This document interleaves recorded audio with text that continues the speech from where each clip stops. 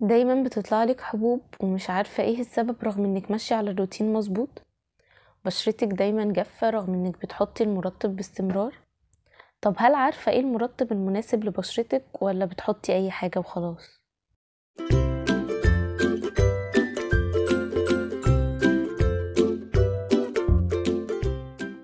اهلا بيكم سيداتي، عاملين ايه؟ يا رب تكونوا بخير واتم صحة وحال. فيديو جديد من دكتور بيوتي هنتكلم فيه عن انواع المرطبات وايه النوع المناسب لكل بشرة. المرطبات في منها 3 انواع. نوع اسمه اوكلوسيف او النوع الانسدادي، ونوع تاني اسمه هيومكتنت او النوع الرطب، واخر نوع اسمه ايمولينت او نوع المطريات، يعني بيخلي الحاجة طرية. اول نوع اللي هو الاوكلوسيف او النوع الانسدادي، وده بيعمل حاجز على البشرة عشان مفيش مية تطلع من البشرة.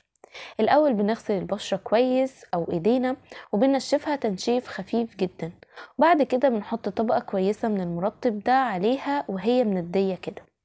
هو بقى بيحافظ على وجود المية دي اطول فترة ممكنة، ومن هنا هيحصل الترطيب.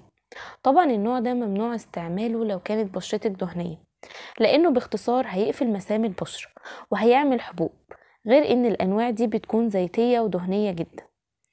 من المنتجات او المواد اللي بتشتغل بالطريقة الاوكلوسيف دي، اول حاجة هي البتروليوم جيلي، وده بيكون موجود في الفازلين.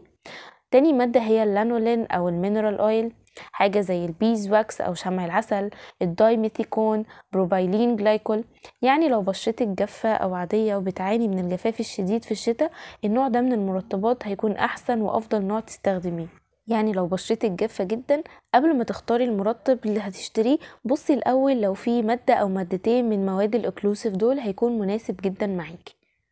تاني نوع اللي هو الهيومكتنت او النوع الرطب، وده عنده القدرة انه ياخد المية المتبخرة من الجو ويدخلها جوه البشرة، لكن ممكن يعمل تأثير عكسي لو تم استخدامه في جو غير رطب، لانه ساعتها مش هيلاقي مية في الجو يدخلها جوه البشرة، فهيسحب المية من الطبقة الداخلية للبشرة اللي هي طبقة الديرمس، ويطلعها للطبقة الخارجية اللي هي طبقة الابيديرمس.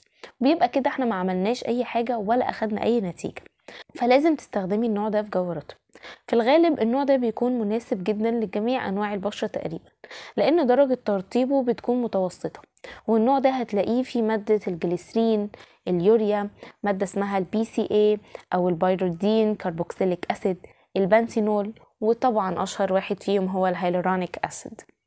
تالت نوع من انواع المرطبات وهو الايمولينت، وده بيكون هو من نفسه اللي بيدي ترطيب للبشرة، مش محتاج ياخد مية من الجو ولا مية من الجسم ولا اي حاجة من الكلام ده. النوع ده انا شخصيا بحبه في الاستعمال اليومي. لو ما عنديش جفاف شديد في البشرة فده بيكون مناسب جدا للاستعمال، ترطيبه من خفيف لمتوسط.